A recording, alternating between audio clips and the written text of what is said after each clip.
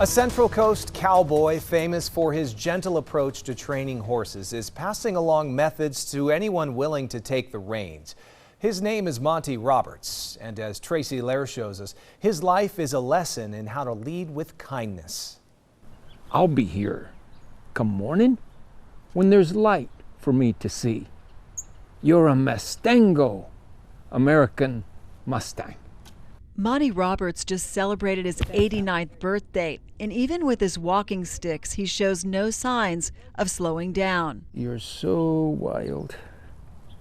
Yeah. These days, it's not unusual to see the best-selling author of The Man Who Listens to Horses spending time with deer outside his Solvang home. I love my deer, and they come here every day. A once wild Mustang named Shy Boy lives on the ranch, too. His name, Shy Boy. Shy Boy, Shy Boy. Where are you going? As a teen, Roberts watched the body language of wild horses in Nevada while rounding up Mustangs for a Salinas rodeo.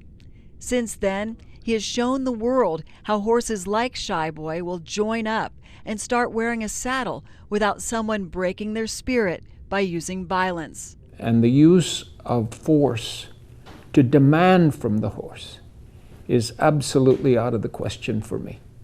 No hitting, no forcing, no pain of any kind. Robert's wife, Pat, who still rides in rodeos, and his daughter, Debbie, are looking for more instructors to carry on his legacy in the U.S. like they do all around the world.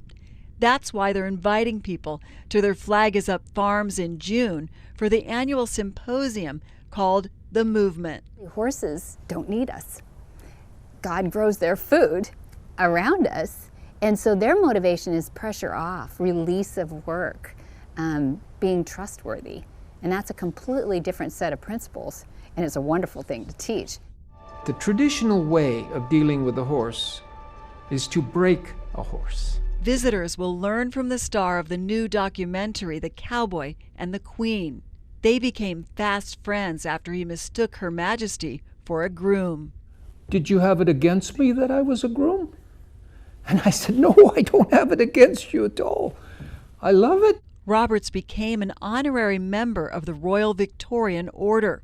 And while winning over naysayers at Windsor Castle, the Queen said she preferred he keep his cowboy hat on. You leave your hat on if you're in uniform, she said, Monty. I dubbed this your uniform. James Dean, on the other hand, liked his hat off and said so while they filmed East of Eden. And he threw it in the bushes over there, and the director said, where is his hat?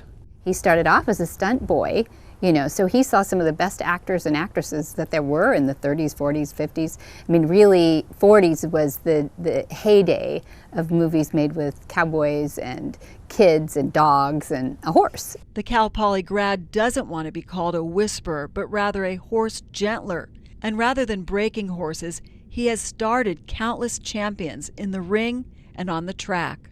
Robert's way applies to people too, including his 47 foster children and veterans with post-traumatic stress. Everybody could learn what I've learned. Just open your mind, think about it, and take violence away from relationships in your life. When Roberts is surrounded by his prized possessions in his saloon or surrounded by deer outside his front door, the stories seem to flow. I think it's because, what if you had lived this life? Wouldn't you feel wonderful about it? And you want to tell everybody about it. In Solvang, I'm News Channel reporter Tracy Lair.